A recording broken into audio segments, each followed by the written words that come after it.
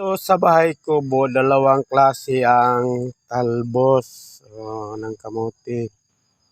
Dalawang klase. May evergreen, may maroon. Maroon, hindi mo to pula, maroon. Ito maganda sa salad, no? Pwede rin sa mga tinola, pero salad. Ito daw mas mahal ito. Kasi pwede daw sa nilagang baka, nilagang baboy. Pwede sa ano ba 'yun, lauoy. Pwede siya. At saka parehas lang yung kuan niya, parehas lang daw yung isa sa tutorial ako nang nakinig yung mga sa health. Parehas lang bisa niya. Pero mas mahal ito. Sabi ng pinsan ko sa Batangas, mas mahal daw ito. Nahinaya nga siya ni limpisa ko yung mga ganitong talbos. Dalawang klase dito sa Bahay Kubo. Ipakita ko sa inyo ang puno kasi narbis ko to pang konsumo sa taga Davao City. Hindi pa ako natapos na harvest. Yan ang dalawang talbos dito sa Bahay Kubo.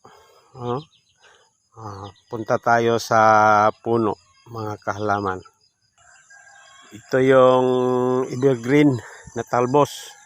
Nilimpisa ko na nga dito kasi sobra na, marami pa doon sa dito sa kalapit na ito ng Bahay Kubo. Ito ay evergreen.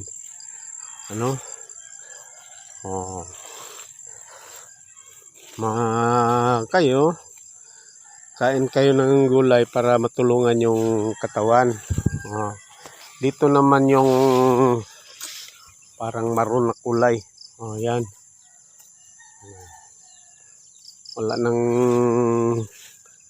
halos talbos, kinuhaan ko na ngayon. Ayan. Bagong pitas pa. Kinuhaan ko na siya. Yan. Saka mayroon pa doon sa malayo, hindi na lang tayo pupunta doon kasi malayo na. Tinatingnan ko lang sa inyo ang ebidensya sa talbos dito sa Bahay Kubo. Yan, maraming gulay dito. Punta kayo dito kasi nasawa na rin kami kumain ng ito. Puro saluyot yan. Ito mga tinangkong pa ito. Yan, hanggang doon. Tinangkong. Mag-harvest pa ako ng tinangkong ngayon. Hindi pa natapos. Para konsumo sa taga Davao.